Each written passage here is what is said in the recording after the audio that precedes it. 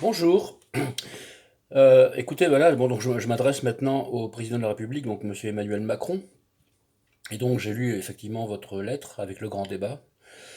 Déjà, moi je vous explique en gros comment vous avez été élu surtout. Au départ, moi je suis socialiste, hein, donc il y a eu donc aux élections des primaires, auxquelles Monsieur Benoît Hamon d'ailleurs était sorti vainqueur de cette élection, avec aussi les 1 euro quand même qu'on réclamait aux membres du parti. Et il y a eu un tour de passe-passe comme ça. Bon, donc Monsieur Benoît Hamon, qui lui, normalement, aurait dû être nommé pour la candidature, il s'est fait vraiment squeezer. Donc c'est là où j'ai eu ma première sodomie par mon propre parti, où j'ai découvert finalement que, bah voilà, Monsieur Manuel Valls, y compris Monsieur François Hollande, en fait, bah, ils ont fait en sorte que vous soyez élu. Voilà. Donc forcément, le jour de l'élection, il y avait le choix aussi, hein. Donc c'était choisir entre la peste et le choléra. Et il y avait aussi le choix de voter blanc. C'est ce que j'ai fait. J'ai pas voté pour vous, j'ai voté blanc. Malheureusement, le vote blanc, ça ne sert strictement à rien. C'est un peu comme si on vote nul ou on vote pas, c'est pareil, et ça, c'est pas démocratique. Donc voilà comment vous avez été élu. Vous avez été élu donc avec finalement 23% de ces gens un peu désabusés, qui n'avaient pas le choix, comme je vous dis, entre la peste et le choléra. Voilà, donc j'ai lu effectivement donc votre lettre, votre grand débat.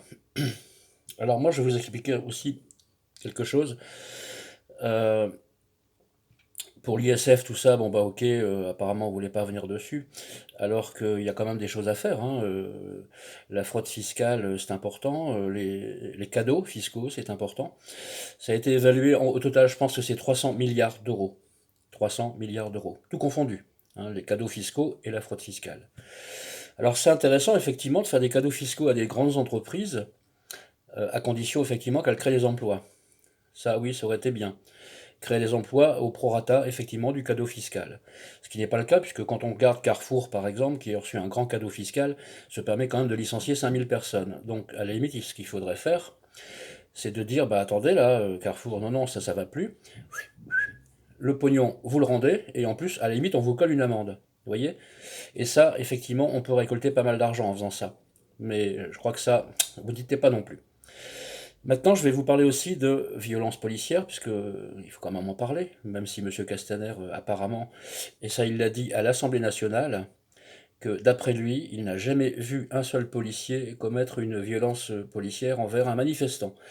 Et pourtant, ce ne sont pas une, deux, trois vidéos, c'est beaucoup de vidéos qui circulent, y compris donc des victimes avec des mains amputées, des éborgnés aussi, un décès, hein. Cette dame à Marseille, je vous rappelle quand même les faits, cette dame était chez elle et elle voulait en fait fermer la fenêtre, donc elle ne faisait même pas partie de la manifestation.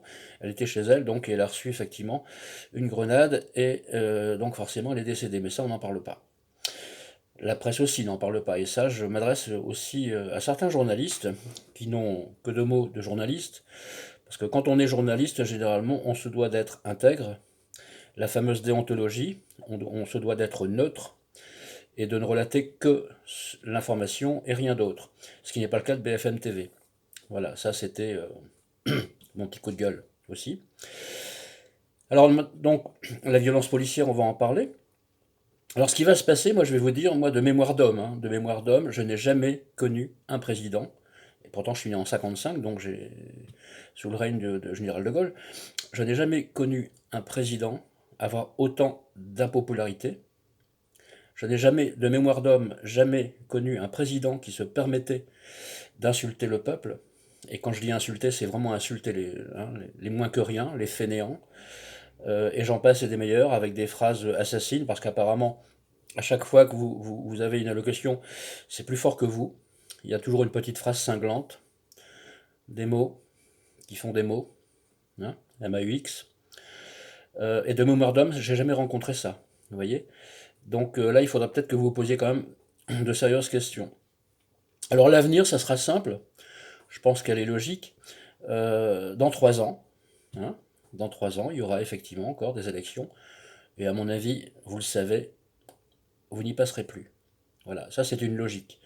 Quand aujourd'hui on a à peine 20% de popularité, à moins d'un miracle. Dans ce cas-là, moi je vous conseille de prendre un autobus, de prendre aussi M. Castaner et tous les ministres, de les mettre dans le bus, de partir à Lourdes, et peut-être que là il y aura peut-être un miracle. Mais honnêtement, ça j'y crois pas trop. Donc dans 3 ans, vous allez redevenir en fait un homme ordinaire, M. Castaner aussi et bien d'autres, hein. Et en redevenant un homme ordinaire, je pense que là, effectivement, vous allez devoir répondre de certaines questions concernant effectivement le fait de bafouer les droits de l'homme et de l'individu, avec cette violence policière. Donc il y aura vous, il y aura forcément des ministres, il y aura aussi des préfets, il y aura pas mal de gens responsables de tout ça. Et donc forcément, vous passerez certainement, il est fort possible, devant le tribunal européen ou la Cour européenne de justice ou la Cour des droits de l'homme également. Peut-être que d'ici là, il y aura peut-être aussi un jury populaire, ça on ne le sait pas.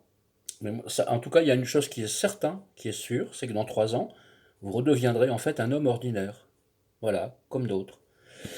Alors pour certains c'est court, pour certains c'est long. Vous voyez, hein, pour les gilets jaunes c'est un peu long, 3 ans. Pour vous, je pense que ça sera court. Vous voyez. Donc ça c'est une réflexion que je me suis faite aussi. Euh, je ne sais pas qui sera vainqueur aux prochaines élections. Mais en tout cas, vous faites pas mal de choses pour que effectivement ce soit le Front National, enfin ex-Front National qui en sortirait du chapeau. Apparemment, vous faites tout pour ça. Ça, c'est la grande question aussi que je me pose. Donc voilà, et pour en revenir aussi aux retraités, moi je me souviens quand vous vous êtes présenté, euh, jamais je ne toucherai aux retraités. Jamais. Bah, vous faites quoi en ce moment-là? En fait, c'est marrant parce que dans votre programme, j'ai réécouté votre programme, tout ce que vous aviez donc promis, vous faites l'inverse. Ça s'appelle un mensonge d'État. C'est un mensonge. C'est un parjure. Voilà.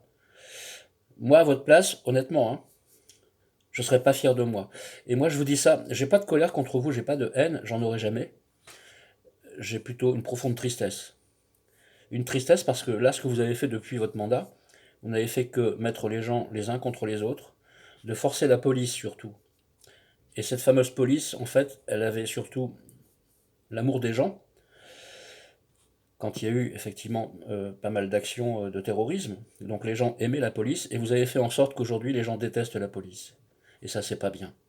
C'est pas bien du tout. Vous n'avez fait que, effectivement, mettre le chaos. En fait, vous insinuez en fait que les manifestants sont des gens qui sèment le chaos, alors qu'en fait, le vrai chaos, c'est vous. Vous voyez. Et je vous insulte pas, hein. C'est simplement une réflexion. Voilà. Je pense que je ne suis pas le seul à penser ça. Mais malheureusement, il y aura beau avoir que ce soit des gilets jaunes ou autres, ou des stylos rouges, ou ce qu'on veut dans la rue. Je ne pense pas que vous êtes en état capable de comprendre ça et surtout de le voir. Vous faites partie de certaines personnes, moi ce que j'appelle cette génération, vous avez l'âge de mon fils, hein, euh, les enfants rois, à qui on leur a appris que tout leur était dû, qu'il ne fallait surtout pas s'excuser, n'est-ce pas? Méprisant surtout, on leur a surtout appris le mépris. La différence c'est que moi mon fils, non, non, c'est pas ça du tout. Lui il est rempli d'humanité et de bienveillance. Voilà, ça c'est la différence. Et ça c'est un ouvrier qui vous parle. Je vous souhaite le bonjour, monsieur le président.